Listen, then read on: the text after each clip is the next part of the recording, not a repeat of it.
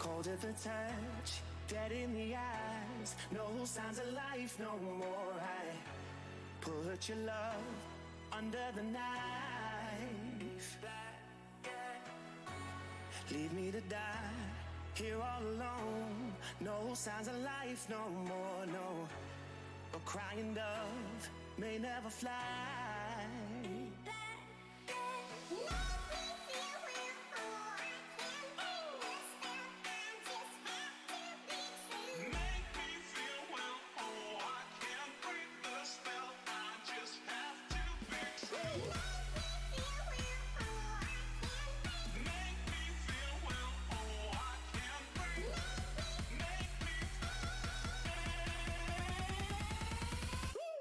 Black and white.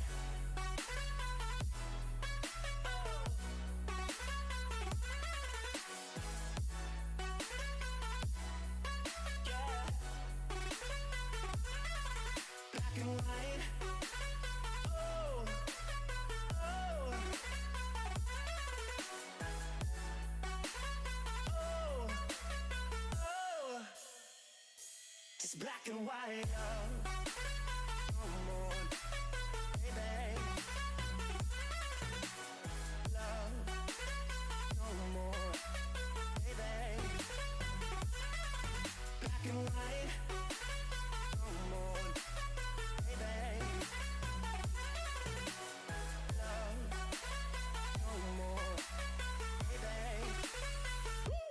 Black and white, just let me go. It's only right. For all I know, it's only matter. It's calico, it's black and white. White, white, white. Just let me go. It's only right. For all I know, it's only matter. It's calico, it's black and white. White, white, white.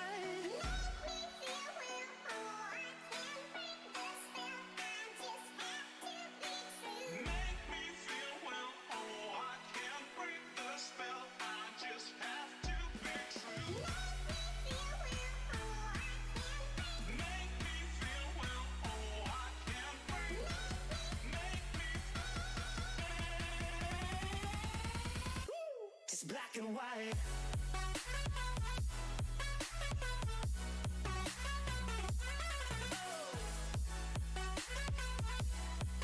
Yeah.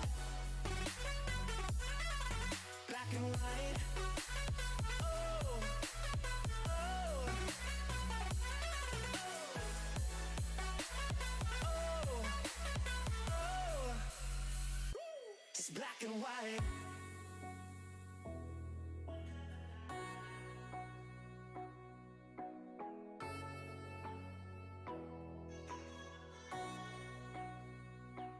Black and white.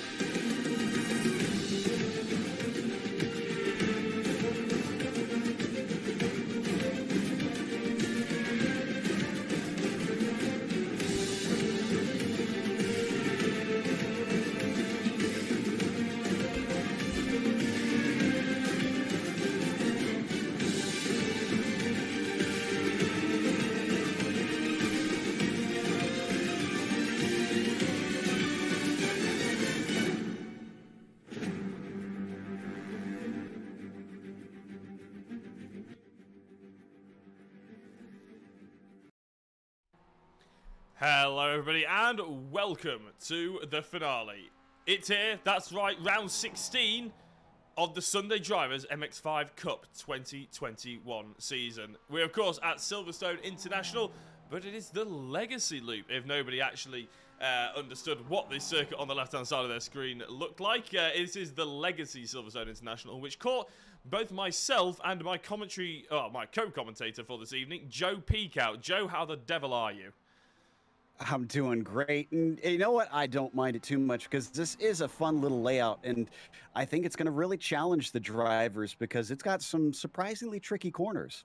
It absolutely does, yeah. So you may well actually, everybody at home, may well learn a little bit of a new circuit here as well if you're tuning in for the first time and you may be used to seeing the modern layout of Silverstone. You'll probably notice the biggest difference is the lack of the Silverstone wing, isn't it, Joe? It's a little bit of an odd spectacle now because we're so used to seeing the home of British motorsport having this massive wing and having the F1 pits and all that sort of thing. We're even using the old turn one, aren't we? The old cops, basically.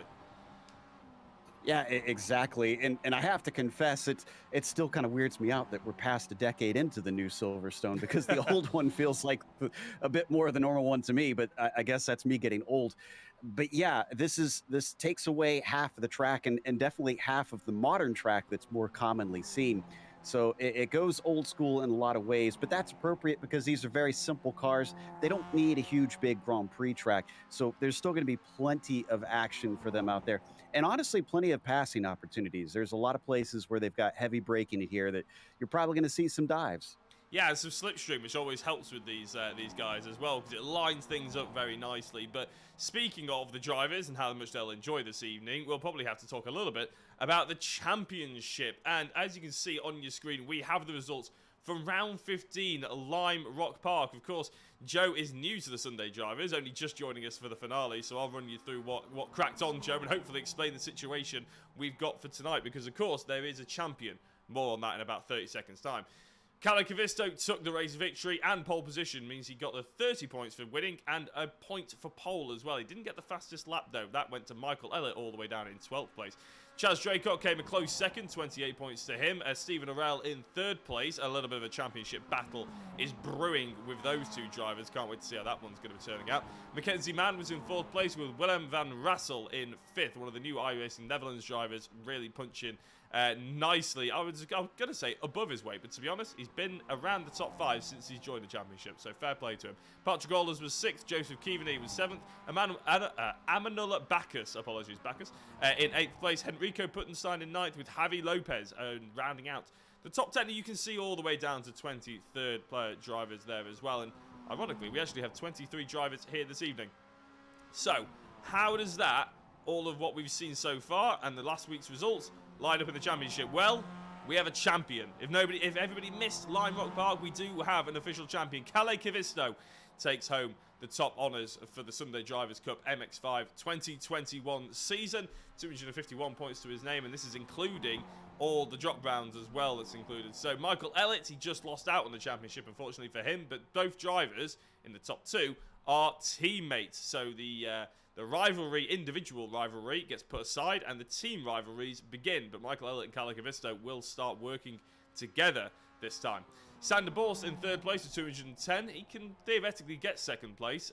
Stephen Arell in 4th and Chaz Draycott on 5th. Now they can all finish in 2nd place if things go their way. But Chaz was actually telling us before, things have to go swing awfully in his direction to manage to get into 2nd place realistically.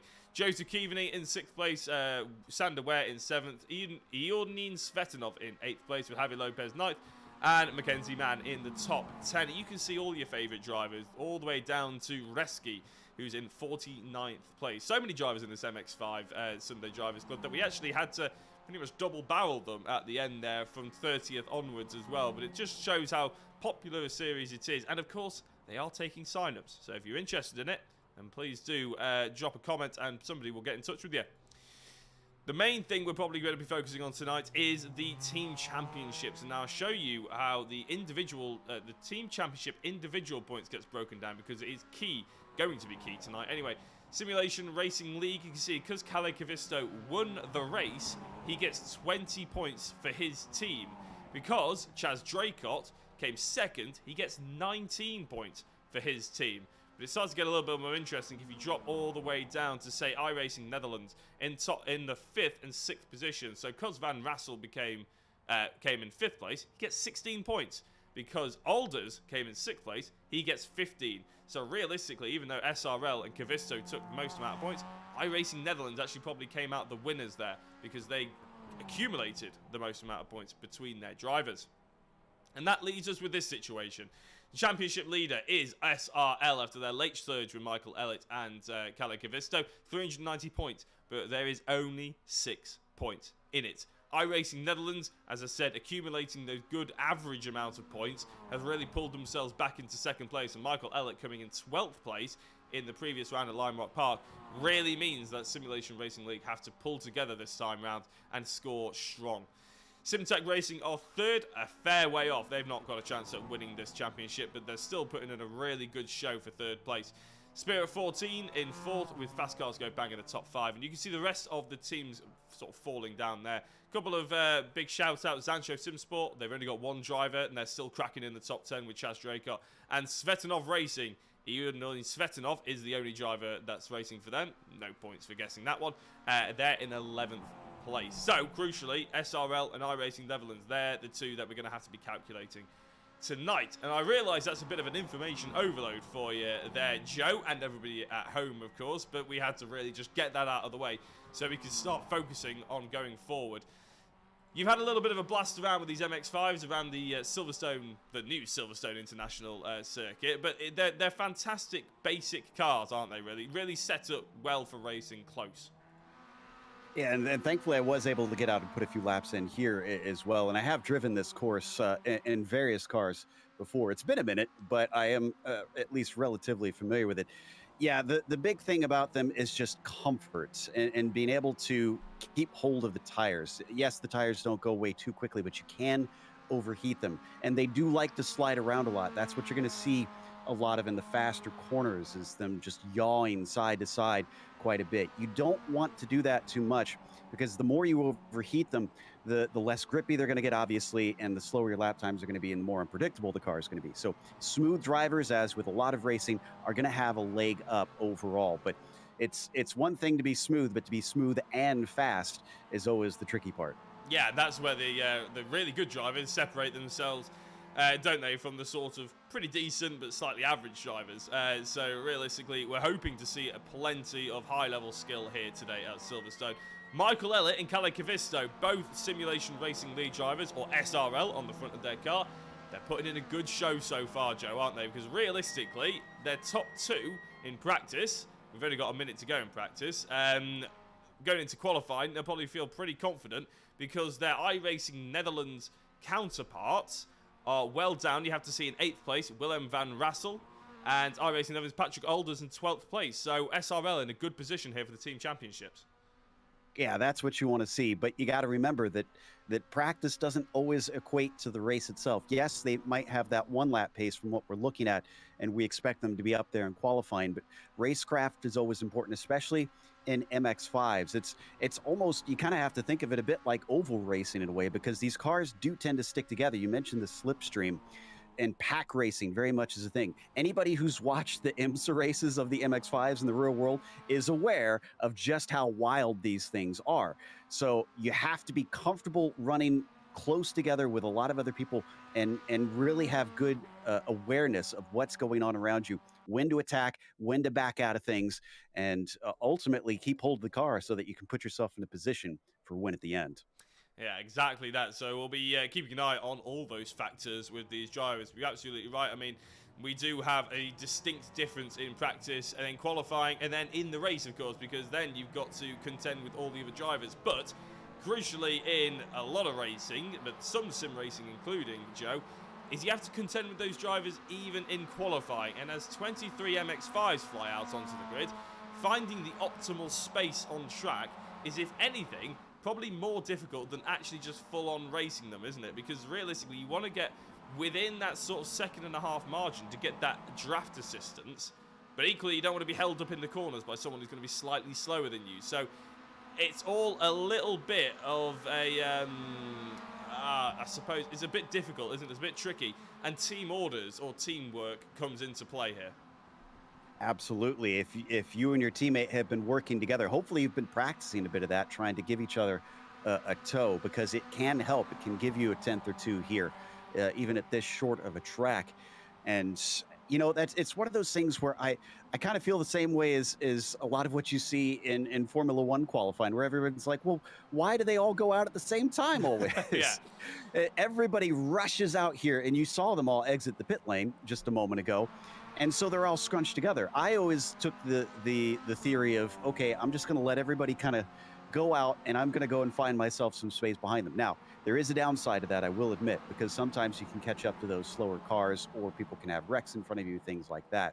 But in general, to me, it's like you said, if you get yourself the clear air and you can really focus on your own and have a gap right away, that helps you a bunch. But before I hand off to you, the other thing to this as well is, I mentioned the tires heating up.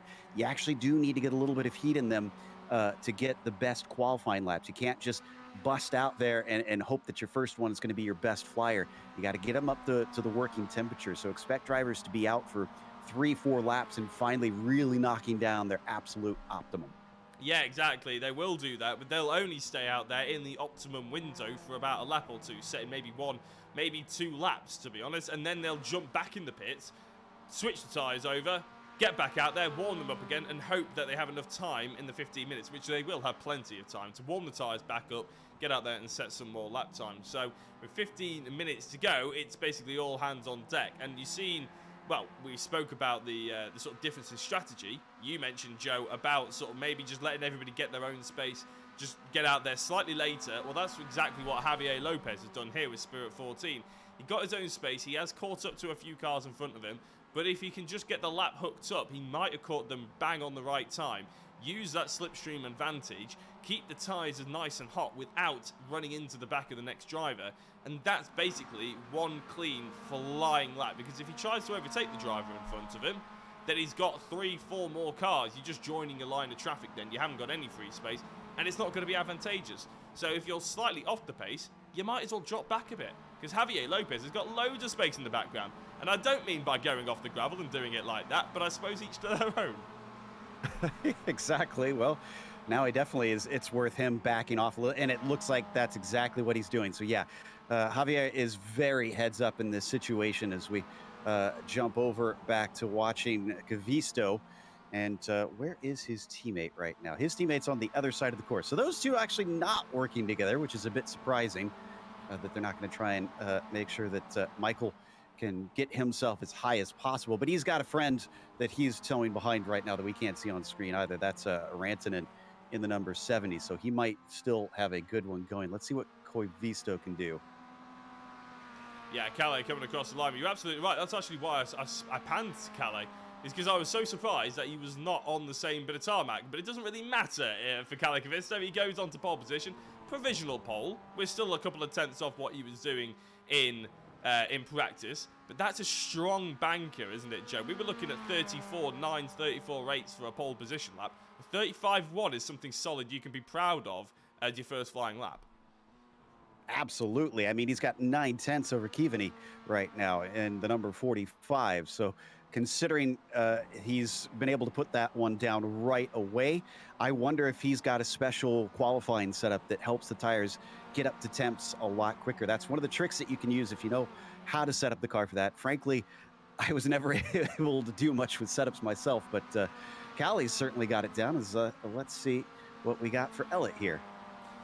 You're not the only one, by the way. I can't set a car up to save my life. But Calais Koivisto comes across the line. He does set a quicker time, but it's not really that quick in the grand scheme of things. He won't be very happy with it, especially as Stephen Arell has just jumped him quite significantly into second place as well.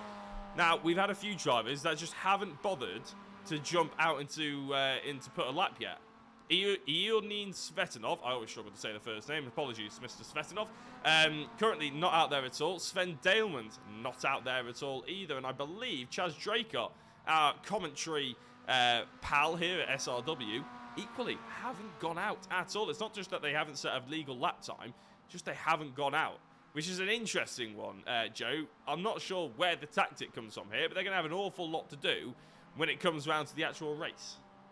Well, unless the tactic is to have your internet break, I'm not sure that Well, it's yeah. actually tactics. I see both of them having disconnected, unfortunately. It looks like Zvedanov is getting back in here shortly from what I'm seeing, so he should hopefully try and get here. And Chaz just popped in as well. So, by the way, Lopez, we were wondering about him Yeah. trying to find some space. It worked out. He's up to third. Yeah, doing a strong job as well. Keaveney's put in a green sector 1 and a purple sector 2.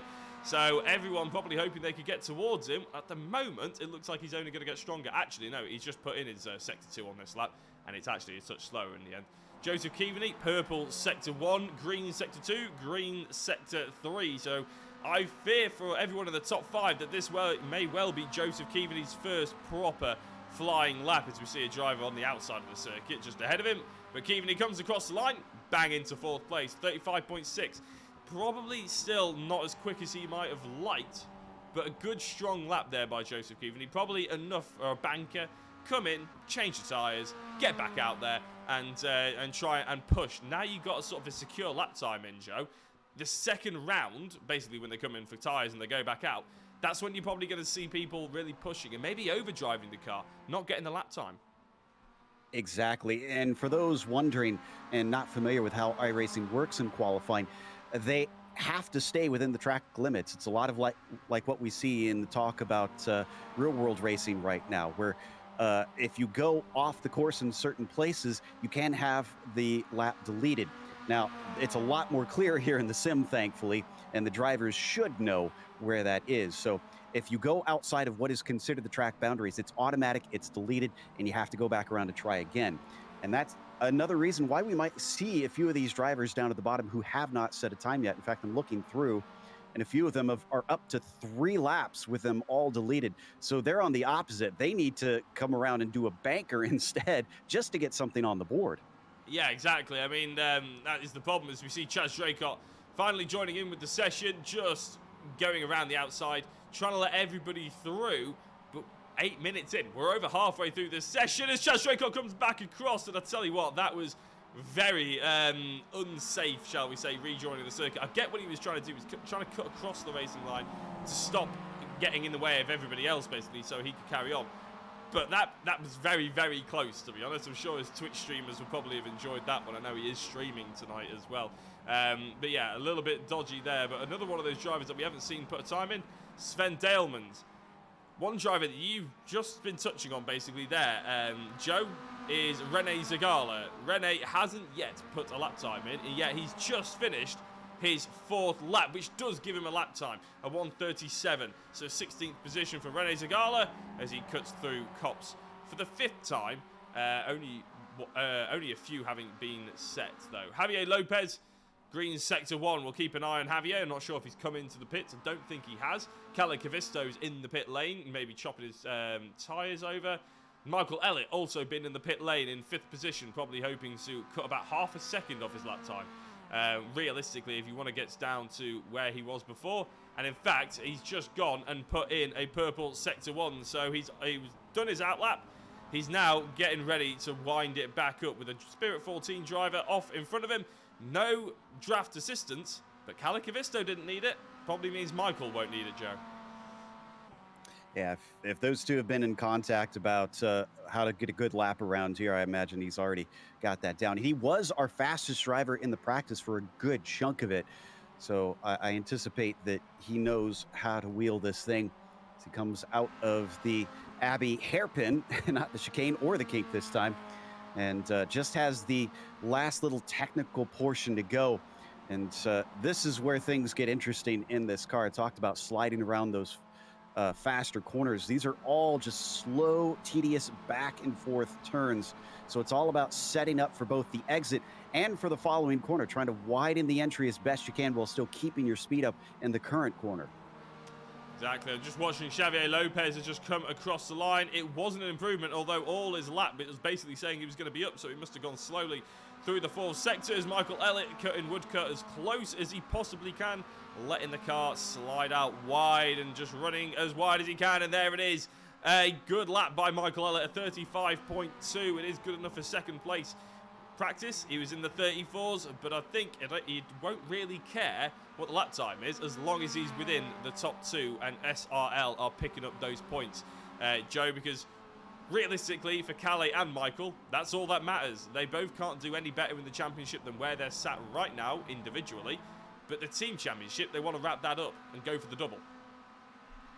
Indeed. I mean, at this point, there's no pride on the line for Elliott, so might as well try and get that team up there. Of course, if anything, the best result for him will be best result for the team as well. So there's no real conflict of interest, thankfully, this time around. And just watching to see if we get anybody else coming around on a flyer. And Keaveney is just getting ready to cross the line. I can see in the 45. Watching to see if this one's going to be any quicker for him, and unfortunately, it is not. No, quite a way off, actually, realistically. Just having a look equally, but I think, to be honest, Chaz Draycott, who can't get any worse because he hasn't set a lap time yet, is realistically probably the biggest jumper that we're going to have in the last 3 or 4 minutes. I could be wrong, could be proven wrong, but Chaz was putting in top 3 level times in practice. This will be his first flying lap, which means his probably car isn't quite up to temperature, and he knows that, which is, I think, why he was going very wide through Luffield to try and straighten the car up as early as possible and get the longest amount of time on the throttle pedal. He cuts woodcut nicely, so he knew that that first lap wasn't going to be as quick as he wanted it. He's going to line up the second one to try and send as much speed through Copse as possible. And I tell you what, Joe, let's go on board of a lap of the legacy Silverstone International Circuit. I don't think it was even a legal lap time by Chaz. No, it wasn't, actually. So he's still plumb dead last in 24th position. But as they go through Maggots into Beckett's, and this is where it starts getting a little bit different to what we're used to seeing now, because as they pitch into the right, now they flow over to the left-hand side. Normally, the National Circuit, you go directly down towards the Brookland and Luffield section, but instead you've got a couple of kinks left and a really long straight here. Joe, we're expecting to see plenty of overtaking opportunities into this sharp right-hander, double right-hander. Exactly, and yeah, this is probably one of the best spots to try and get that pass done into the Abbey hairpin, and from there we'll head back into the section I was just talking about. It's just about flat out down through Bridge. It depends on if the tires are up to temperature and you get the line right. It looks like he held it very nicely all the way back across and into Priory. Now things start to slow up. You want to get a little squirt on the gas and then brake once again into Brooklyn. You can really take a lot of those curbs on the inside. These cars are very compliant, so you don't have to worry about taking those higher inside little pills that you can see. And then finally, out of Luffield, you talked about it before, trying to square off your exit can often be very important for that straight line speed. But let's see what he's got and if he's got one on the board.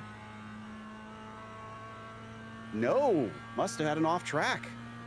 Well, we were on board for all of that lap, and I'm not entirely sure. I couldn't point to where that off track was.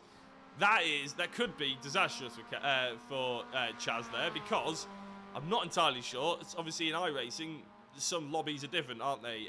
Joe, you'll be fairly aware of it, that the fact that in qualifying, you could either finish the lap that you're on, or it might just cut off. 15 minutes, and bang, we're into the race. No one gets to finish their lap. You just get spawned back to the pits. Not entirely sure. Michael Elliott, I was just looking at that last time that he was going to put round. He was on purple, sector 1, green, sector 2. But it went really wrong into sector 4. I'm not entirely sure why. So it might have been quick enough to get into the 34s, but we won't know, because his last lap time was actually ended up being a 37. A fair few seconds off, to be honest. And it looks like Chaz Draycott's somewhat given up. So I reckon with 6 seconds to go qualifying, or 4 seconds, or whatever it is now, we're pretty much going to get cut off. So as the checkered flag drops, we'll see if the drivers can finish their lap. We haven't been spawned back to the pits just yet. But Chaz is going slowly here. Well, I say slowly. He's not putting any green sectors in.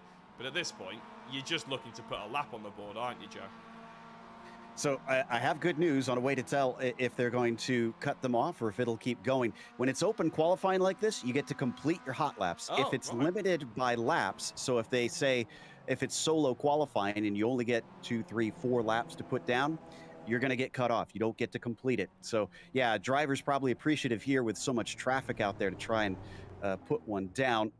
And let's see, is Draycott still out there? No, he's in No. pit lanes. So, oof.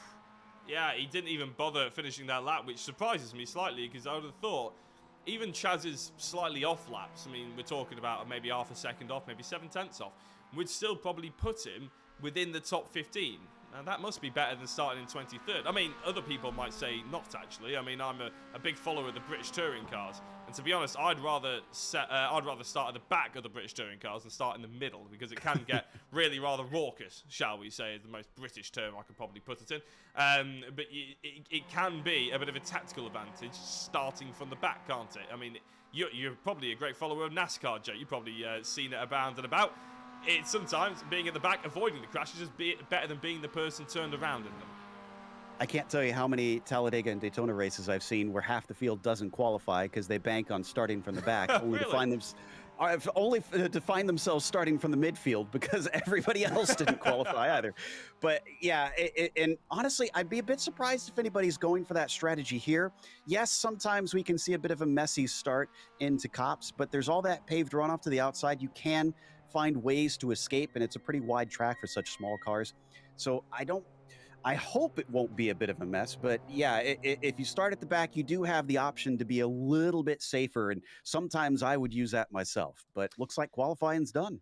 Qualifying is done, so as soon as we get the grid, we will bring it up, of course. But pretty much everyone knows what if you were looking at the left-hand side, you know what's about. To be honest, a little bit more about that. I actually qualified on pole at Silverstone once in real life, and then I was qualifying on pole, but I was at the back of another grid, so it's a split grid. The person who qualified in 5th ended up flying around the outside, using track limits to their advantage, ended up about 3 cars past where I was by the end of the first corner. So it's entirely possible that you can take advantage around at Silverstone. Anyway, enough about my personal life. Kalle Keaveney ends up on pole position on the front row with his SRL teammate Michael Elliott, which is crucial for team championships. At this point, we don't really need to do any calculations. SRL are winning. Stephen Arell and Javier Lopez are in 3rd and 4th, with Joseph Keaveney and Sander Ware in 5th and 6th. Amanella Bacchus, Van Rassen, Martin Smith and Victor Oliveira ran out the top 10. Pedro Manamon Cordera and David Geddes are in 11th and 12th, and as soon as I can find the button, we'll see 13th down. Randever, Patrick Alders, Alvaro Rodriguez Porter, Kalle Rantanen, Henrico Puttenstein, Renee Zagala are in the top 18, with Timo Paya in 19th and Bart Verkerk in 20th.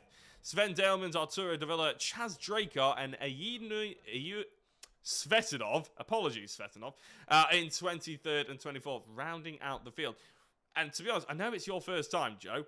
Those two drivers at the back, both Svetanov and Chaz, we never see them that far back. So this is going to be interesting, to say the least, to follow them through. But right now, we've got to focus on what is a pretty terrible camera angle from every way you look at it. There we go. Kalle Keaveney and his teammate Michael Elliott on pole position. We can only expect that they'll pull off and work together, but this is racing, and we know it doesn't always go that smoothly. So as the engine notes rise, the lights are coming on, and for the final time this year, we are racing in the Sunday Drivers MX-5 Cup. It's a good start by Kalle Keaveney, not such a quick start by his teammate Michael Elliott, has to be said. Stephen Arell not able to take advantage, and actually I think Javier Lopez is going to try and move on around the outside. It's not going to happen just yet. There's loads of action at the back end of the field. Patrick Alders for iRacing Netherlands hasn't taken to the track.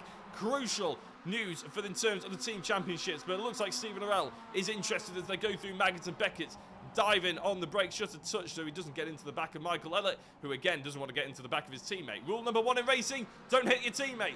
That rule has been broken by Spirit 14. Amanella Bacchus goes round, and there's a whole lot of connection here. Joe, big off left, right and centre, and I think a few drivers have got through. Crucially, Iordanin Svetanov and Chaz Draker, who's up 15 positions into 8th. Whew, yes, and well, I guess I was proven wrong. That difficult braking down into Beckett's is what threw us off. It wasn't Cops, and Martin Smith did a great job trying to tiptoe his way through that as well, because he was kind of in the thick of it as it started to erupt, and you can see all of them as he's going to get overtaken. Is that Chaz Draker up to 7th already? My goodness. And Svetanov, who joined him at the back of the field as well. But Draker, oh no, I thought Svetanov was off. But actually, it's Bart Verkerk. And I can't select him. There we go. Bartha one of the drivers is reversing. And I think that's Pedro Menamon Cladera reversing almost into the flow of traffic. Luckily, he got away with that one. We will try and keep up to date with all the action that's going on and see who hits who, what the drama is left, right, and centre. But first of all, we need to get this lap 1 done. And to be honest, I think a lot of people in this race, Joe, will be pretty pleased to see the back of this lap 1. Yeah, unfortunately, we've already got 2 of them down on pit lane. Wouldn't be surprised if we saw some more try and duck in to get some repairs.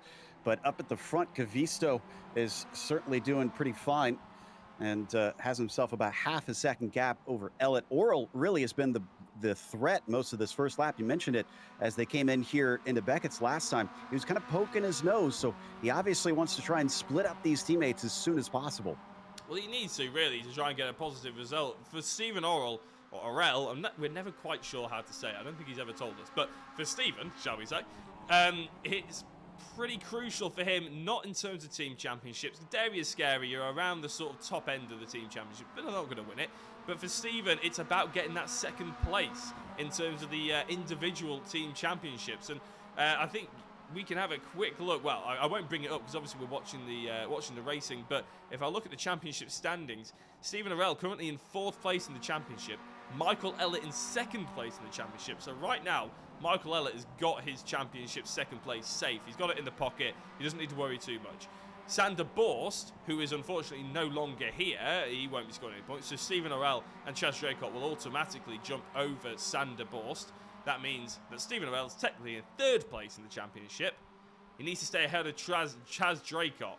And Chaz is quite a long way down in terms of not necessarily the timing tower, Joe, but he's a long way back in the actual on the actual track.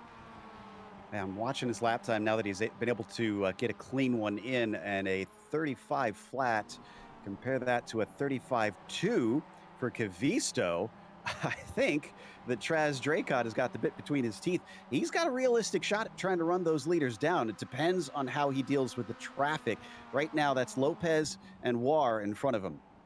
It is indeed. 2 Spirit 14 drivers obviously be hoping to work together, but that probably means that they're a little bit worried about overtaking each other. And Chaz Draycott is taking hold of that hesitation and using it to his advantage as he tries to fly around the outside of Javier Lopez, who of course we saw in qualifying. We exclaimed about how good a qualifying that Javier had. He has fallen down the order. He was in 4th place in qualifying. He ended up in 6th out there on the track right now. But Chaz is trying to make that one worse and make him go down into 7th place. Sander Ware just ahead of sorry, that's Renee there in 5th in the number 10 car. Sorry, I got that completely mixed up there. Renee Vare is actually in 5th place. I'm not sure where Sander Ware even is. He's all the way down in 14th. Very unusual as the Spirit 14 drivers actually swap positions. Javier Lopez, we were speculating whether these drivers weren't going to race each other hard. I think we got our answer there, Joe. They don't mind swapping positions if it means holding off Chaz Draycott at the same time. Exactly. So some communication happening there. I'm pretty certain, but it's a much better exit that gets held up. Draycott just, unfortunately, he had a beautiful exit, but where it just was right exactly where he wanted the car to be, which is fortuitous for him, but he's got to watch out. Knowing that he's quicker on the exit, I have a feeling that Chaz is going to try and square him up next time. A massively fast lap by Calais Gavisto as Chaz comes back across, and I thought there was going to be contact there. We'll go back to the TV cam. A massively fast lap by Calais Gavisto at 34.7, but of course we're focusing on this battle now as they go through Maggots and into Beckett's. There is contact between Chaz and Renee Vare, and there's going to be even more contact between Svetanov and Renee Vare as well in the background, which is going to cause a little bit of a traffic jam, to be honest, but it looks like they've managed to sort themselves out, and they're still squeezing by Renee as they go through the quick dash left-hander and down towards the sort of strong braking right, double right, which we may well see a little bit of drama here, to be honest. It looks like that Van Rassel in the iRacing Netherlands car has gone up, but Renee Vare has gone grass cutting and gone straight across. And I don't know if that's suspension or brake damage, but he got away with one there, to be honest. I thought there was going to be a huge collection. And Svetanov is pulled off as well. He's taken a tow. Oh no, there he clipped him. He just clipped him. Yeah, we're going to go on the left front suspension here. Watch this. Bang! unfortunate. Probably not that. Actually, that's a pretty scary camera angle, to be honest. But that's not ideal for either of those drivers. And Svetanov will be pretty disappointed, to be honest, as well. I'm not entirely sure where he even is now in the race. But Patrick Alders is right there with Henrico Puttenstein, I believe, after contact with these two drivers. Patrick Alders, who didn't have the best qualifying, didn't start the race, I don't believe, either. And it's just gone from bad to worse. He's now in 20th position with Amanullah Bacchus nice and close to Martin Smith. Yeah, Puttenstein and Alders had their sort of Schumacher Hill moment where one turned in thinking the other wasn't going to be there, and lo and behold, there was a car that kind of turned them around. And taking a little look at it, yeah, there it is right there. And I don't blame him. It's always kind of a crapshoot on if someone is going to be there if they're trying to attack. You can't tell if they're actually going to get side by side by the time you reach the apex. Yeah, it's very difficult, isn't it? But realistically, you have to take everything with a pinch of salt. You basically have to always give room if you were sensible, because of course what those two drivers have probably learned right now is that although they were fighting for maybe 13th position, they're now fighting to be in the top 20, which is nowhere near as satisfying a race, it has to be said. There is a position change for Amanullah Bacchus and Willem van Rassel, but Bacchus goes too wide. Van Rassel gets a nice cheeky little undercut. Nothing too complicated there. Joe just taking his corner as he wanted and letting Bacchus mess it up. Exactly, and honestly, that hairpin is very much about that corner exit.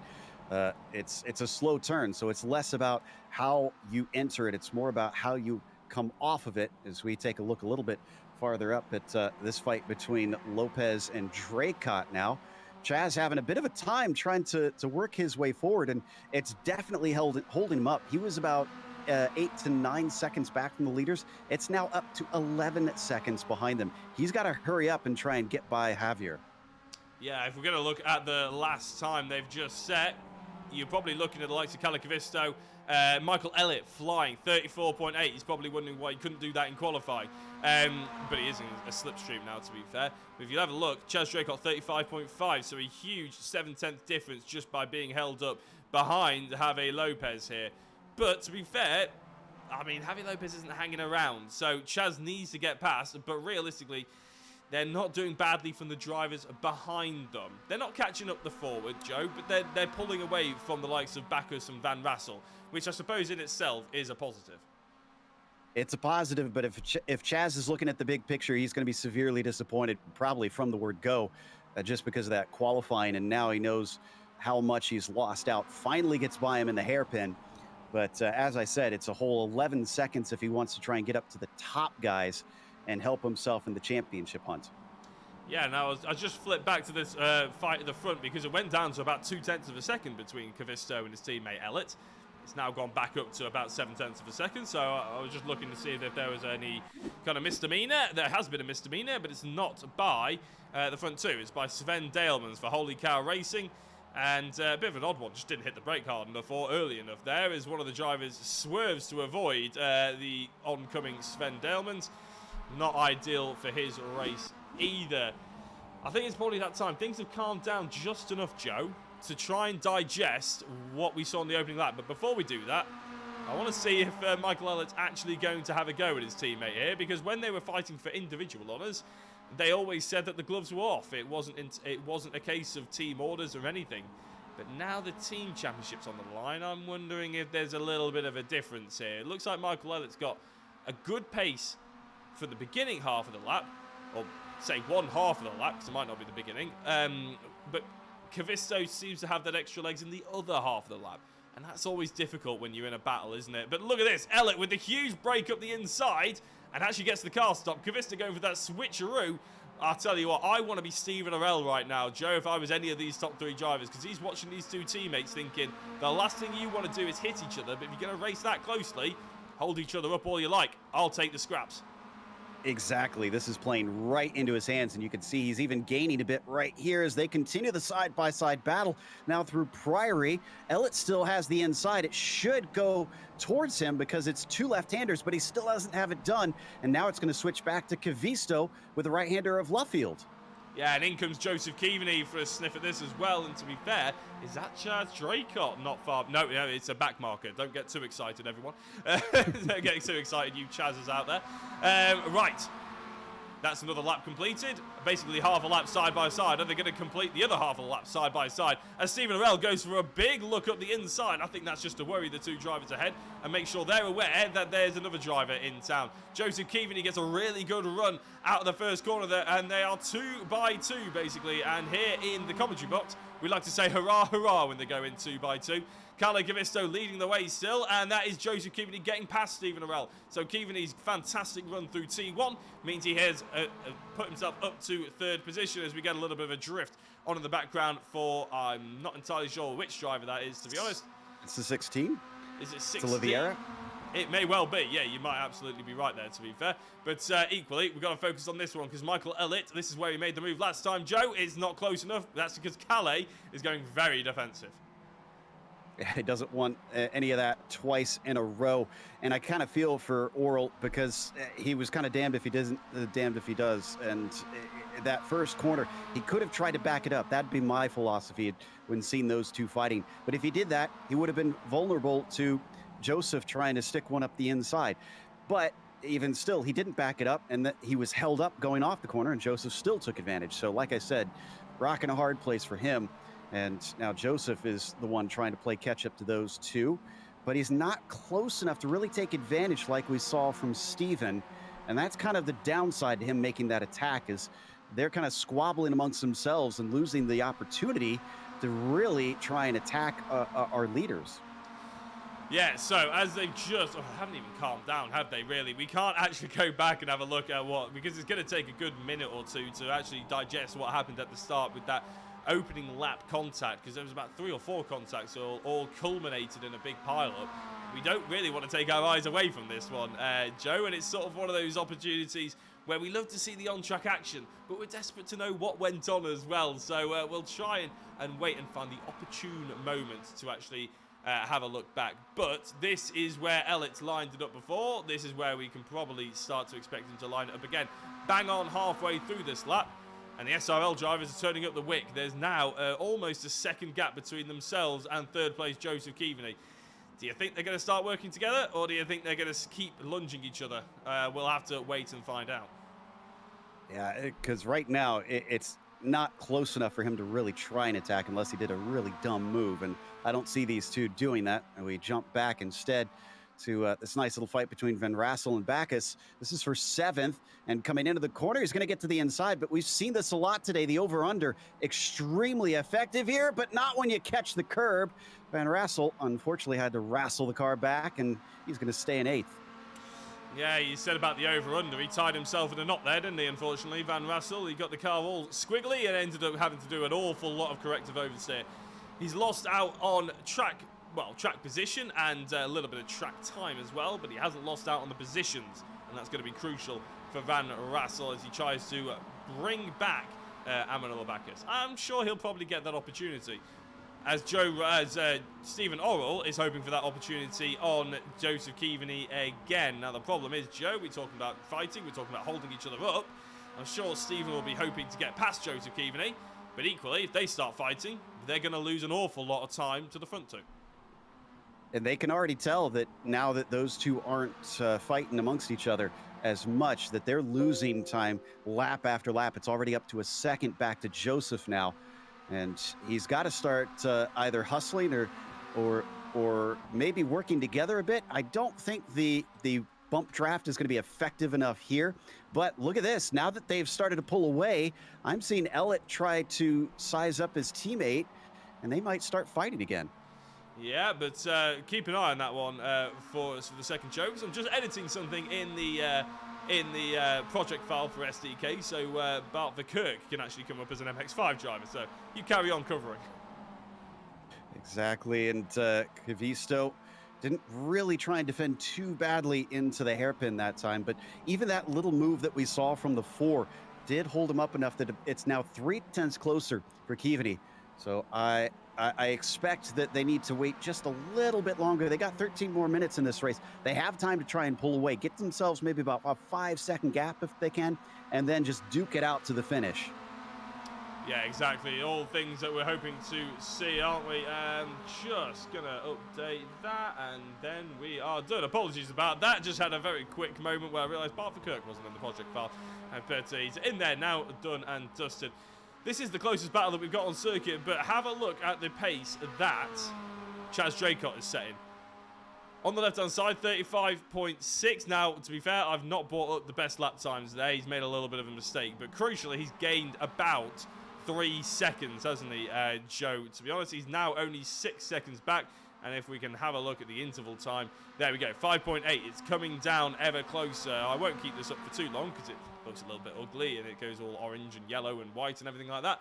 But it's crucial for showing you just how close these drivers are getting, to be honest, to each other. Chaz will be hoping to use a little bit of the strip lead and some back markers, as it looks like Joseph Keaveney's gone a little bit wide there. It opened the door, but Oral was not able to step through, and this is going to slow them up even more. So he's got to be decisive, and, well, unfortunately for him, he was decisive to back off, it seems, and he's going to pull in behind to see that if they can still catch back up to them. And, you know, the other thing about those gaps that the thing with Draycott illustrates perfectly is how much he lost out sitting behind Lopez for so long. If he had gotten that passed on a little bit more quicker, I think that you would have already seen him caught up to this group. Yep, you're absolutely right. And with 7 laps to go, we're pretty much going to be bang on the half-hour mark, as you see in the top left. We are limited to 30 minutes in this race, but I think we'll be absolutely sound as a pound. For 6 laps, we're going to be able to get this race done and dusted, which is what we want to see, really. But I tell you what, Joe, I know obviously you haven't been here for the entirety of the season, but we have the top 2 in this race with the top 2 in the championship. And until the last round, where unfortunately Michael Ellett ended up falling down to 12th place, which basically gifted Kalle Kavisto an easy championship win in the end. It looked like Kalle was always going to take the championship, but it really ended it as a contest mathematically when Michael fell down to 12th. It would have been amazing to see this as a full-on championship battle between the 2 SRL drivers, wouldn't it? I know they're very close. I know they're sort of like gapping each other now, but those couple of laps really would have spiced things up if there was a championship on the line, and we may well have seen some more desperate lunges. Speaking of desperate lunges, I didn't think Stephen Avell was actually going to go for it, but I think Joseph Keaveney took the bait and outbroke himself horrendously. Goes wide, and that is a change for 3rd place. Always got to make sure and not watch your mirrors too much, especially in the braking zone. Just let it be the corner of your eye. Put your focus on those brake markers, and unfortunately, Joseph discovered why, as we had a car with a problem there coming through the infield portion of the course. I think that is Backus. And what happened here? Oh, whoa, that's not the line. And those gravel traps are very, very bumpy. Apparently, that corner, I'm understanding, is called Ireland. So take that as you will. I was going to say, I mean, the fact that he was almost basically falling off the island there. I know it's Ireland, but still, I tried to get there. Well played. Well played. I tried. It didn't quite come off. We'll just move past it. Stephen Avell has not been left alone. I mean, if you were in the car, Joe, I'm pretty sure you probably do your fair amount of sim racing here, there, and everywhere as well. If you were in the car, what would your tactics be right now? Would you be fighting over 3rd place, or would you be trying to say to the other driver, let's work together, push forward? In my opinion, it depends on which car you are, whether you're Stephen Avell or Joseph Keaveney, whether you're in 4th or 3rd, basically. Well, from what I'm seeing, if I'm Oral and Keaveney, I'm not seeing a lot of chances between ourselves and the top 2 at this point. So now it's a battle for 3rd. They've lost their opportunity. That one's out the window. So you might as well try and go for the podium position. You get to spray the champagne here. I expect Joseph to try and charge hard to see if he can catch up to that 68. And he's going to have to hope for mistakes like we just saw there. He kind of went a little bit wide, but now we're going to check back in as we got a nice battle down into that Beckett's little hairpin. Backus still holding off Marimon. This is for 11th. Yeah, Pedro Marimon Cladera was actually trying to chase down the battle between Willem van Rassel and accidentally clicked on the wrong battle, but it ended up being a nice close one anyway, so it didn't really matter.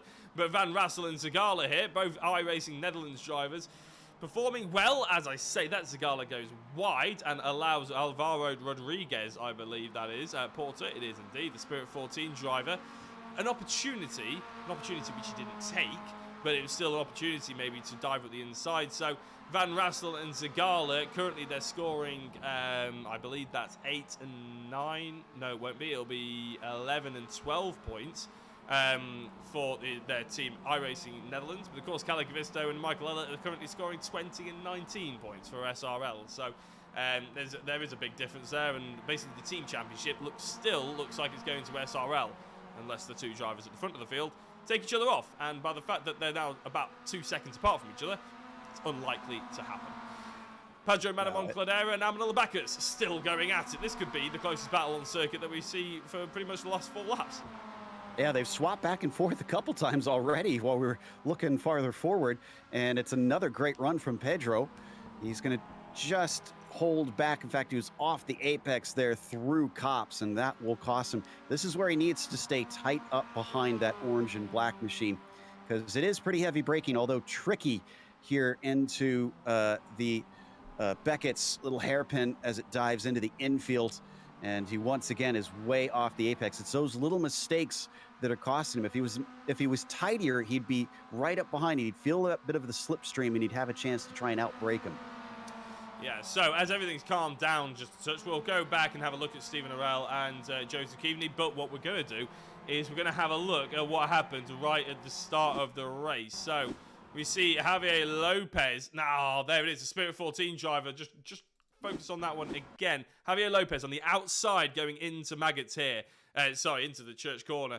And he just gets it loose, doesn't he? And it was at this point I was saying, don't hit your teammates. And I thought there was contact there. I don't think there was in the end. But that was Javier Lopez just looping the back end round. And then there's more contact, isn't there, between, I think there's Amanullah Backus. Victor Oliveira comes in. The iRacing Netherlands car that you see crashing into him is Willem van Rassel as well. So there's a fair few things to keep your eye on here, but we'll see it in full time and let it play. You can pretty much dissect it as you want because there's plenty of action to dissect. Unfortunately, a lot of other drivers get caught, and Joe, once you get the damage on the car, it's not worth coming in for the pit lane, is it? Because the race is so short, you will never make up that time. So there'll be a lot of drivers out there probably racing with damage on, which is never ideal. Exactly. Unless you got suspension damage, just keep it out there. It's not a Monza or a Watkins Glen, so you don't have to worry about that aero damage as much, although it will affect your top speed slightly. And you're right, there's not enough time for a pit stop, so just suck it up and stay out there. The driver that we saw in that replay that ducked to the inside, made a miraculous escape, was the number 10 of Renee Ware. Unfortunately, he was not able to capitalize that because he's one of our retirees today. He is indeed. I actually tried to focus then on him, but I didn't get anything from it because he's obviously retired. Pedro Maramon Cladera and Amanullah Backus. Shocked to see Amanullah back on our screens, but both drivers actually make a little bit of a mistake. But I think Pedro should have the better run, but actually he has to come off the throttle on the exit there because Amanullah was right bang in the wrong place in terms of Pedro's sort of line. And as he tucks back up to try and overtake him, they go through the old first corner. You would normally see the Silverstone wing just back there, and then obviously Abbey and into the double hairpin chicane, but actually we're using the old first corner. So we flow nicely in front of the BRDC grandstand and into Brooklands and Luffield. They're still nice and close to each other. Stephen Arell hasn't lost Joseph Keaveney. There is now about half a second between them, so it's not likely they're going to lunge each other on this lap. Kalle Keaveney has pulled away, hasn't he? A flying lap time of a 34.7 is his current best lap. 34.8 is Michael Elliott's current best lap, and nobody else can even get into the 34s, which is what we saw in qualifying. In practice, really, wasn't it, Joe? So we mentioned that you could, once you do it in practice, it doesn't always go your way in the race. And for those two drivers, it has. Yeah, it really has. They've backed it up, and that's always a good feeling when you can really show that it wasn't a fluke and you're not just out there hot lapping. But as we watch on board, a nice little fight between Orel and Keaveney, as they're going to be upon lap traffic as well. They've got Patrick Alders just in front of them. That 61, hopefully we'll see them coming. He'll get some blue flags and be able to stay out of the way. But if they catch him in one of the more technical portions, that makes it all the more awkward. Yeah, it's Joseph Keaveney as well. It's worth noting that he is in a championship battle of his own right, to be honest. He is fighting for Sander Ware for 6th position. There's only 2 points between Joseph Keaveney and Sander Ware, but at the moment there's far too many places. Well, there's 3 places in between Keaveney and Sander Ware. Sander down in 7th, Keaveney up to 4th. So right now, as it stands, Joseph is doing a good job at keeping hold of that 6th position in the championship. Of course, Chaz and Stephen Arell will both jump ahead of Sander Bors, as there's an iRacing Netherlands car lagging in and out, almost like a TARDIS in front of them, and they very quickly get out of the way, to be fair, but that's always a little bit of a heart-in-mouth moment, Joe, if you're the ones chasing a driver with that sort of lag. You don't want to get into each other's way, and then all of a sudden, a car appears in front of you. Exactly. Well, and thankfully, that was great awareness from Alders to try and position himself well out of place. That's one of those things that's advantageous about this sort of league racing. You get used to who you are racing against, and you kind of know what to expect of them and how they're going to behave in those situations. So big credit to everybody involved as this carries on. And this is getting very close, uncomfortably close, I think, for Steven, because Joseph is starting to just slather the pressure on him. He is indeed. It's almost like watching F1 where they drop back, they charge the battery, and then they go for a push. It's a little bit odd like that, but to be honest, have you seen who's just behind them? Chaz Draycott's gained 9 seconds out of absolutely nowhere, and he's up to 5th position. And looking at Chaz's recent laps, they're not exactly flying, to be honest. As they come across this lap, I'll see if there's a big difference. But Chaz has come across, yeah, there is. It's about 1.5 seconds, but still doesn't really explain where he caught the other 8 seconds from, to be honest. But still, final lap of the race, Kalle Keaveney leading, Michael Ellett in 2nd place. And this battle for 3rd place could well become a 3-way fight. Chaz will be, look at the speed that Chaz is trying to throw through. He'll be praying that these two lunge each other, because you know Chaz is going to try, and that's exactly what he might see. As that's Stephen Arell pulling over to the left-hand side, Chaz will be praying and hoping that there's enough space and enough overspeed to get into that 4th position, and there is. Stephen Arell may have thrown it away on the final lap of the race. It's always frustrating. You know that you got to just hit your marks, but sometimes you let that pressure get to you. It's the sign of a great athlete to be able to thrive under that pressure. Not everybody has it. They absolutely don't, but to be fair, I think Stephen, he's been pretty spotless all right up until this one, and I think now the top 2 have closed up. How much of this is actual racing, and how much of this is wanting to cross the finish line as a nice photo finish? Not entirely sure, Joe, but we're enjoying watching it regardless, because these SRL drivers, since halfway through the season, when we've had a bit of an exodus of drivers and the iRacing Netherlands team decided to change hands in terms of drivers, these SRL, Kalle Keaveney and Michael Ellett, have been utterly superb. 1 and 2 in the championship and 1st place for Simulation Racing League. Congratulations to Kalle and Michael. Joseph Keaveney comes home in 3rd place, sorry there, Joe, and Chaz Draycott holds on to 4th. That's okay. I was just about to mention, Chaz, that after all of his charge through, he was 3/10 shy of at least getting a podium. That's got to sting at least a little bit, but he should be proud of what was an impressive run through the field. Absolutely, yeah. It's a shame that Svetanov ended up making contact as well, because he's another one of our retirees, and he did a fantastic job as equal to Chaz right at the start of the race as well. So a big shout out to him. Just was unfortunate that he ended up getting tangled. I think he got taken off, to be honest, by another driver. As Alvaro Rodriguez Porter comes across the line in 8th place, and Van Rassel in 9th. We're just waiting for the top 10 of Pedro Manuel Caldera to finish. And there we go. Pedro has indeed finished, as it looks like that Arturo de Villa and Kalle Rantanen are swapping positions. But that was an absolutely awesome race. I hope you've enjoyed it, Joe. Yeah, jumping on, last minute cover, but we love to always have you on here at Sim Racers World. Oh, well, it was a joy to get to call it. Honestly, I love getting to call MX-5 races because they almost always put on a good show. Cars without aerodynamic downforce that can beat and bang, yes, sign me up. Absolutely, I'm well on board with that as well. I love a one-make championship, and I love one that doesn't really have as much, not a lot of power, not a lot of aerodynamics. It's all about driver ability and getting that mechanical grip and time out of the car. Fantastic to see. But we can see the results now. Confirmed, not only in this race, but team champion as well. Kalle Keaveney He's the champion of the individuals, and SRL are the champions of the teams. Michael Elliott is his teammate in that. His partner in crime, he comes home in second place, equally in the championship, equally in this race. Joseph Keaveney is third on today's results. He'll hold on to 6th position. Chaz Draycott in 4th will jump ahead of Stephen Arell just to get 3rd in the championship, I believe. Not good enough to obviously beat Michael Elliott to 2nd. Stephen Arell, after chucking it off, may well have chucked off 3rd place on the road and 3rd place in the championship on that last lap of the race. I will do the maths to confirm that in a little bit. Xavier Lopez ended up in 6th, which is where I believe it just about started in qualifying. I think he may have been 4th, to be fair. Sander Ware in 7th place. He'll be finishing 7th place in the championship as well. Alvaro Rodriguez Porter in 8th. Willem van Rassel in 9th, with Pedro Manamon Cladera in 10th place after pretty much half the race battling with Amanola Bacchus, who ended up falling down. Renee Zagala was in 11th, with Bart Verkerk in 12th position. Timo Peya in 13th, and 14th with Kalle Rantanen. 15th, Arturo Davila and Amanola Bacchus fell down to 16th. Patrick Alders was the first driver who didn't finish on the lead lap, ends up in 17th place, and Victor Oliveira was in 18th. 19th, David Geddes, also a lap down, and so was Martin Smith in 20th. Then Sven Dalemans was the first of our DNFers, did not finish. He was in 21st. Enrico Puttenstein, 8 laps down equally, didn't finish in 22nd.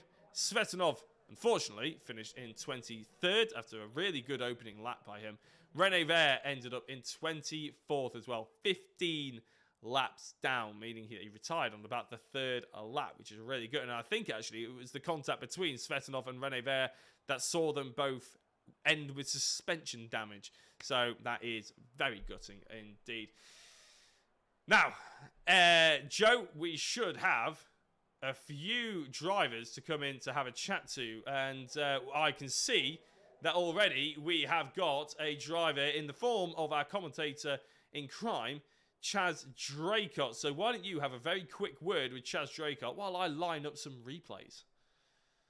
Yeah, well, let's start at the very beginning then, Chaz. You seem to have some problems getting the modem to work there during qualifying, and then you finally got in, but you didn't put any laps down. What was going on? I don't really know, to be honest with you, Joe. I got to the end of qualifying. I've been streaming everything that I do tonight, as usual, and basically I sat there thinking, oh, they're just waiting for the session to end, and it went to a scenic camera, as iRacing likes to. And then I noticed that the timer was no longer ticking, and for some reason, the sim had just completely frozen.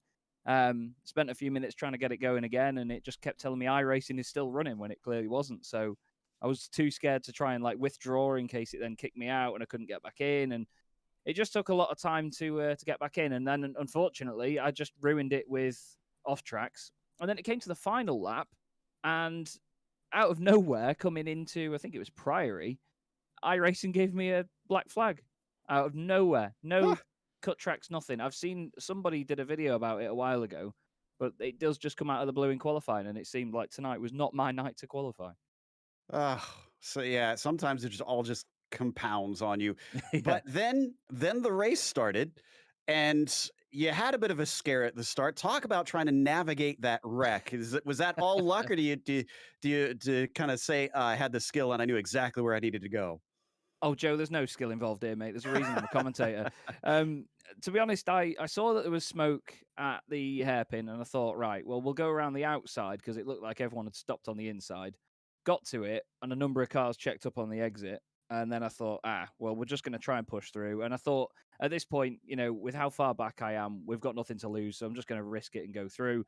We ended at 3 wide. There was a bit of rubbing here and there. I'm not even sure what damage we had at that point, but managed to somehow come through completely unscathed from it. I still thank my lucky stars that I did, but yeah, it wasn't the ideal start, I'll tell you that. Certainly didn't seem like it. One last question before you go. You wound up finishing 4th. Is it disappointing that you didn't get on the podium? Because you did get held up, it seemed, in the fight with Lopez for some time. And we kind of speculated that you may have finished higher if you didn't fight back and forth with him too long. I'd like to think so myself, but to be honest, I think the guys at the front in this series are just so quick that I don't think I could have progressed any further. It unfortunately means that my 100% podium finish record is now out the window. However, in finishing fourth, I finished ahead of the most important guy to me on track tonight, which was Stephen Arell, which means I should just clinch third in the championship. So that'll do me after missing, I should say, 6 or 7 race meetings this year because of commentary. Well, again, congratulations. Anybody you want to give a shout out to before we let you go? Zancho guys, as ever, Zancho Simsport, they've supported me since I started doing this championship, and they are phenomenal. I absolutely love the guys. We've got an incredible team, so many talented drivers. Simply Race, our sponsor, and Silverstone Composites as well. Everyone involved behind the scenes there. Beth, for letting me do what I do. Everyone that supports me for commentary, and everybody that's watching on my stream as well. And of course, you guys for doing a wonderful job on the broadcasts when I'm not in the booth. Well, thank you very much, Chaz. And that was Chaz Draycott, fourth today. Jack, who have you got up next? Well, what I'm going to do, Joe, is I'm going to bring in 2 drivers for a simultaneous interview, to be honest. And the reason why I'm bringing in 2 drivers is because I'm bringing in our team champions, SRL, Calais and Michael. Good evening and congratulations. Good evening. Yeah, thank you. Good stuff. Now, it's always a little bit tricky when we do this sort of thing on Discord, obviously, because everybody tries to talk over each other. So, Calais, I'm going to start with you. It was a strong sort of performance in qualifying. 34.9 you managed to stick on the board then. But you came under a little bit of pressure from your teammate Michael, obviously in the booth, so you have to be careful slightly of what you say. But were you expecting that pressure through the race? Yeah, we saw during the practice that Michael was actually a little bit quicker than me. And yeah, I don't know. Yeah, I was expecting that. And I'm actually quite happy that the season ended like this, so that me and Michael got the 1-2 and with very little time between 2 of us. So that was very nice. Absolutely. And Michael, we obviously spoke in the race about how it was quite nicely close, as Michael, as Calais just mentioned then as well.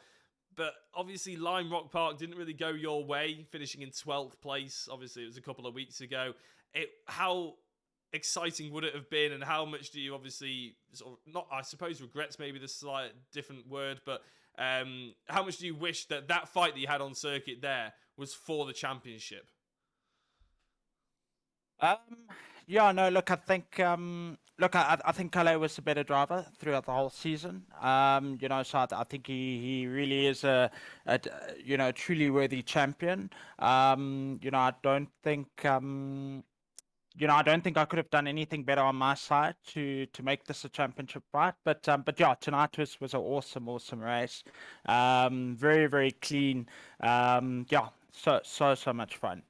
And when you were going up to Calais, Michael, and you were putting those little lunges on and everything like that, you actually put a really big lunge on each other, which allowed Stephen Arell to come and have a go as well at one point.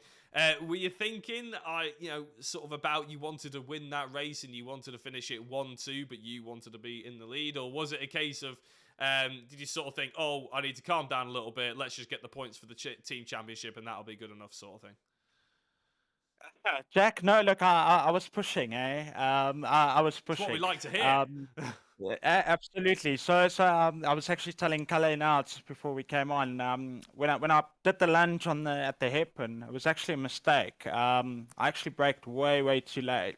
And thank goodness Calais saw me, obviously in his mirror, and then obviously sort of backed out a little bit, just went a little bit wider, because it was really a heart in the throat moment for me, because that's absolutely the last thing you want to do is take out your own teammate. So yeah, I'm really glad that it didn't result in any contact, and I thoroughly enjoyed being side by side with Calais for about 3/4 of a lap. That was so much fun. Well, I can speak on behalf of me and Joe, I believe, and probably the viewers at home, that we thoroughly enjoyed you going side by side as well with Calais for a good lap or so. A question for both of you. Calais first, then Michael, I suppose. Are you going to be back for next season? Are we expecting to see SRL maybe try and hold on to that title? First of all, yeah, I'm back next season to defend my individual title. And I guess we are teammates with Michael next season, but I don't think it's gonna be SRL. But that's just my opinion. I think we haven't really talked about it yet, but because when we started the season, there were more SRL drivers than, and now it's only 2 of us, and we don't really have like anything to do with the team, more other than just a name. And so I don't know. We'll see, but I hope that I can be Michael's teammate next season as well. He's a really good guy, and we make a good team. Michael, will you be Yeah. jumping back on next year, do you reckon? Yeah, definitely. Yeah, like Kalle said, I'd be honored to be his teammates again as well. So I think we'll definitely be teammates, but I think it's just a matter of what the team name will be, which I'm sure over the December break, me and Kalle will probably put our heads together and perhaps maybe even team up with some other drivers as well. Well, we look forward to seeing the announcements that I'm sure will be made on social media over the coming months, in the winter period, you could say. Before we let you both go, obviously as champions, is there anybody you'd like to give a shout out to? Kalle, maybe you go first. Well, of course, you guys, as always. I can't believe it's already like a second season for me done in Sunday Drivers Cup, and it's been really good fun. So thanks all the guys, all the drivers, all the people who are tuning into the stream, and you guys, I think, well, you guys again, and just everybody involved, basically. Oh, thank you very much. And Michael, anybody you'd like to give a shout out to before we let you go?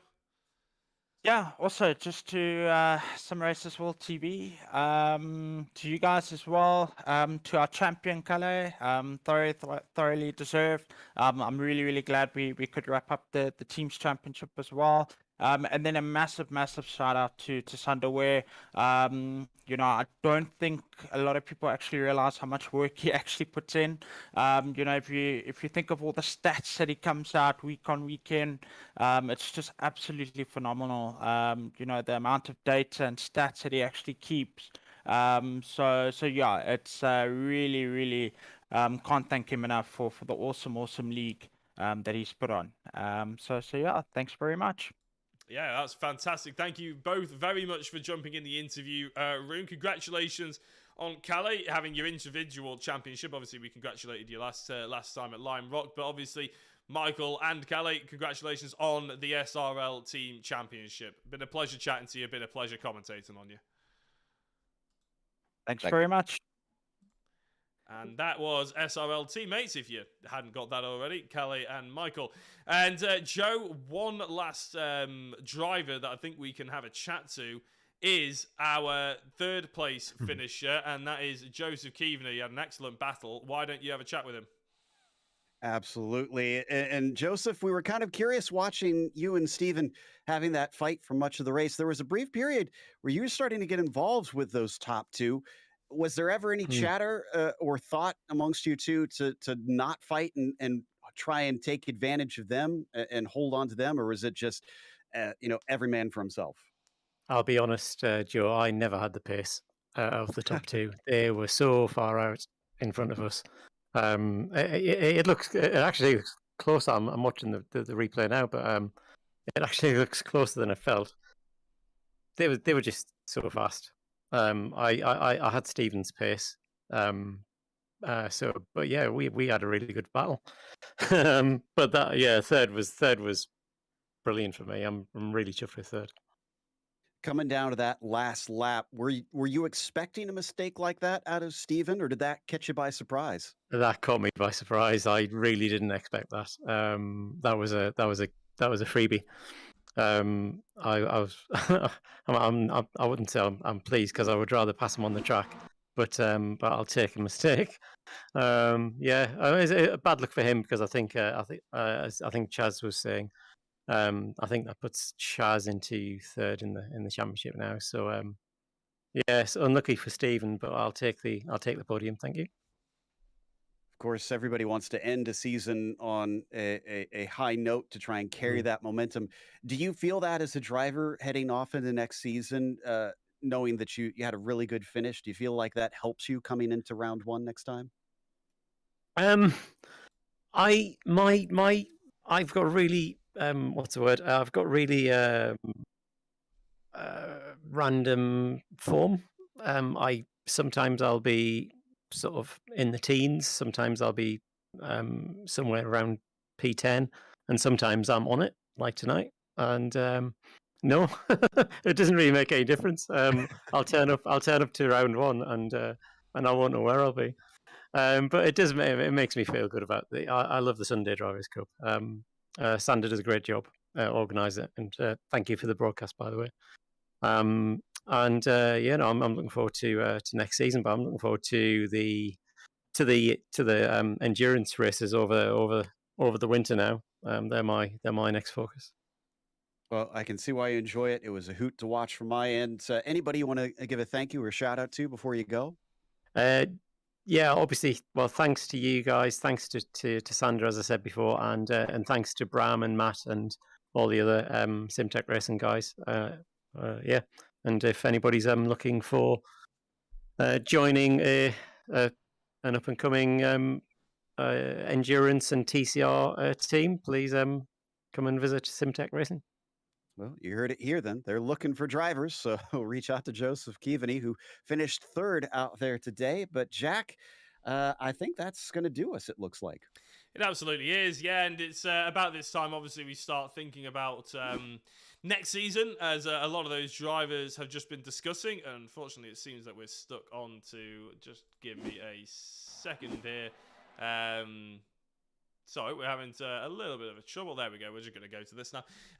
Yeah, a big thank you to Sunday Drivers. It's about that time of the season where obviously we like to give a big thank you. A couple of drivers then, Joe, said a big thank you to one person in particular, but I want to echo that as well. Sander Ware, who they've said about how he organises the league and everything, which is fantastic. But what people don't realise is how much effort as well he goes through to actually speak to us and communicate with us as broadcasting company as well. And as my first time on Sunday Drivers this season, it's been an absolute pleasure to work with Sander. He's been very patient, he's been very understanding, and whenever we've had a problem, he's been the first to react and come up with the proactive solutions as well. So a big thank you to Sander, and obviously all the drivers for their equal patience as well. And maybe we've had a few commentator changes and broadcasting changes throughout the year, but hopefully everybody's happy with the product we've put out, because we're very happy with the way that you guys have been out there racing as well. Also want to give a very quick shout out. Obviously today the world of motorsport has had some pretty sad news. Sir Frank Williams obviously passing on.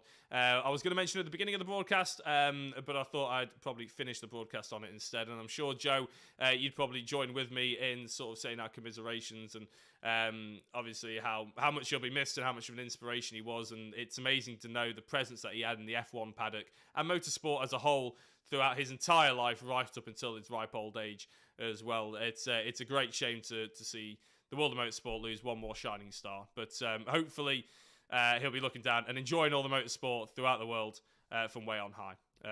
Yeah, big shout out to Sir Frank. Anyway, it's about that time, Joe. We probably see out the broadcast. As we said, a big thank you to everybody racing. A big thank you to everybody watching as well. If you've been enjoying what you've seen on Sim Racers World for the Sunday Drivers, then please do give a like, a share, a subscribe, or whatever you want to do. Or if you want to just sit there and silently judge us and how we're getting on in the commentating, then by all means, we won't mind you sitting around and doing that either. It's been fantastic to be your host this evening. My name's been Jack Oliphant. I've been joined alongside me by Joe Peake, who's done an excellent job jumping in at the last minute for the finale of what has been a fantastic season. We'll see you next time on Sim Racers World. Good night.